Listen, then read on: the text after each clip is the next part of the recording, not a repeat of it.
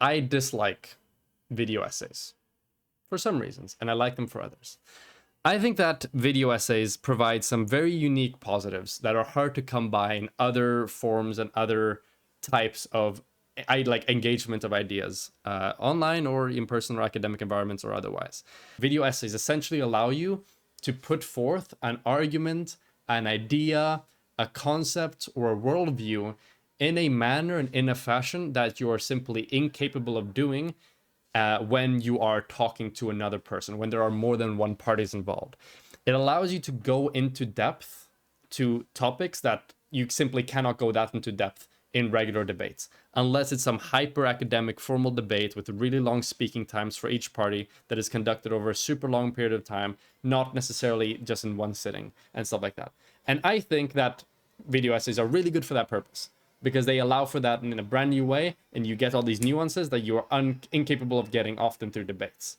And I think that's good, and I think that's respectable, and I think that there's absolutely a role and an importance in video essays for that purpose. However, I think that there is one crucial thing that video essays are completely unable to adjust for, that provide very significant limitations to their use and to their value, and provide important things to keep in mind if your engagement with politics is limited to watching video essays or producing video essays. And that is fundamentally the aspect of control.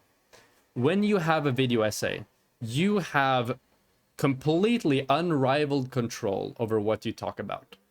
So apart from the situations where there is such an obvious, well-known counter-argument that literally every single person who watches the video is going to think of, that the person making the video pretty much has to address, apart from those things, which are typically aren't very many of those, you have complete freedom in choosing what you engage with.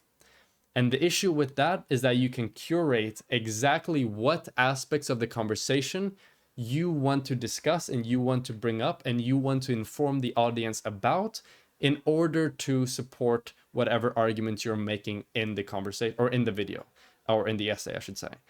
However, what debates and conversations and discussions do that video essays fundamentally cannot is it undermines that sense of control in regards to exactly what is discussed. You can no longer be assured that you will be handed and you will only be discussing softball topics and instances that perfectly prove everything that you're talking about. Because if somebody thinks of something that isn't congruent with what you're talking about, you are now forced to engage with that.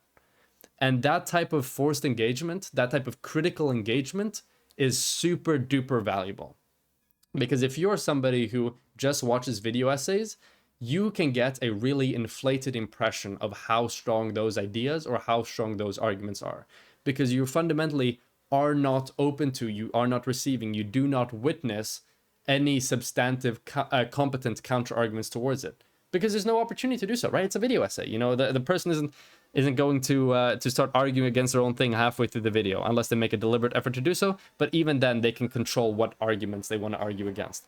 But in a live conversation where both people have a genuine interest in promoting their idea and that they believe that their idea is the best, you will get that confrontation. You will get those difficult questions asked. And it's not a coincidence, unfortunately, that a lot of the people, you know, in LeftTube or whatever, who make really good and strong looking videos through essays, end up looking not very competent at all and end up looking like they haven't thought through their beliefs in any significant capacity when they're talking about it in a debate and in a conversation. It fundamentally takes a different skill to do the two of them. In order to make a video essay, you really only need a surface level engagement with the topic. What do I mean by that?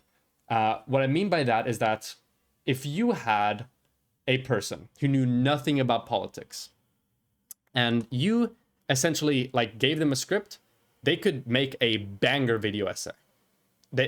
Perfect. If the script is good, the video essay is going to be great. They're going to be perfect. However, if you have somebody who knows nothing about what you're talking about and you send them into a debate, they're not going to do well. And the difference is when you go into debate, you need to have a mechanistic understanding of your arguments and your ideas. You need to understand the moving parts. You need to understand the logical pathways. You need to understand the empirical literature that your thing might rely upon. You need to understand how your argument and how your idea functions beyond just what it is. Because in a debate or argumentation, it's not about just stating an argument, it's about working with it. Hypotheticals are brought up, counter arguments are brought up, limitations are brought up, counter models are brought up. And unless you have that functional understanding of your arguments or ideas, you won't be able to engage with that at all. And that's a fundamental limitation between the two of them. And it's not a coincidence then that you see that a lot of these people who do video essays, if they do debate, they perform poorly. But more noticeably, you will find that a lot of people who do video essays, that they don't even have any live conversations at all. And their thing will be like, oh, debate is super unproductive. It's all just about getting gotchas and stuff like that. And those criticisms are absolutely merited of certain types of debate. 100%. And a lot of times you end up being stuck on something something like worthless. You make no progress. One person's just going for gotchas. Both people are just going for gotchas, and you accomplish nothing. That's entirely possible. However, you also get that valuable element of the confrontation and the critical engagement, which you don't get in video essays. So both of them have pros and cons. I think both of them are important, fundamentally. Both of them are really important because they both are able to do something that the other isn't able to. Debates are able to provide critical engagement. Video essays are able to provide a comprehensive and more detailed understanding or description of an idea or argument than you can ever get across in a debate. And it's important to recognize the value for both of them. And I think I represent the value, or I respect the values of both of them. But it's really unfortunate that you might have a lot of people who become purists of one or the other.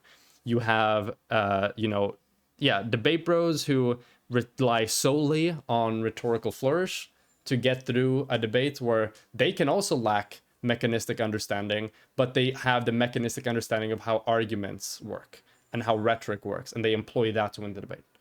That's something entirely possible. That's something that happens. But then on the flip side, you also have video essayists who have not actually critically considered that their ideas, who carefully avoid arguments or anecdotes or data that goes against what they're saying, and choose to not address those at all.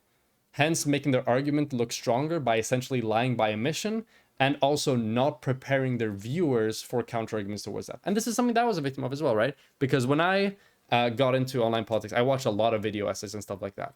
And a lot of the video essays, they sounded really good, but oftentimes when I saw them be put to the test and like a critical engagement thing, you saw like a number of arguments presented against them that were effective in that they seriously undermined the point that was being made. Now, those arguments may not always be correct. Those arguments most certainly have counter-arguments to them. But without knowing about those and without being able to build this chain of how the argumentation will go, you're essentially ill-prepared. You have a much higher much higher belief or perception of where you really are with your arguments than you actually are.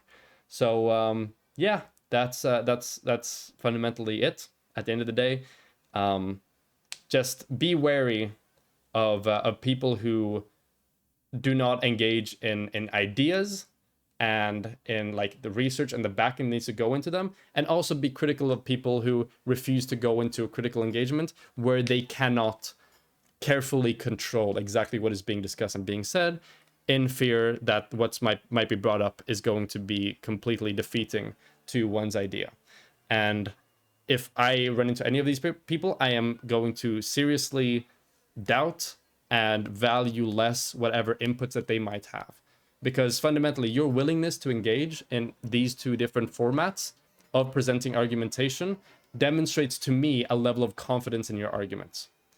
If you are incapable of like writing out something more comprehensive to display an argument, and only want to rely on like rhetorical things here and there, I'm going to be like, okay, you're not confident enough in your thing to actually write down something material to work on this.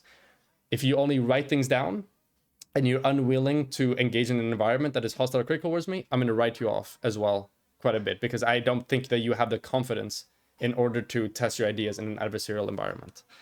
And that's pretty much it. Those are the issues I see with both debating and video essays, and my take on the two of them, and explaining why I'm going to perceive these people's arguments differently depending on what formats that they're willing to engage in.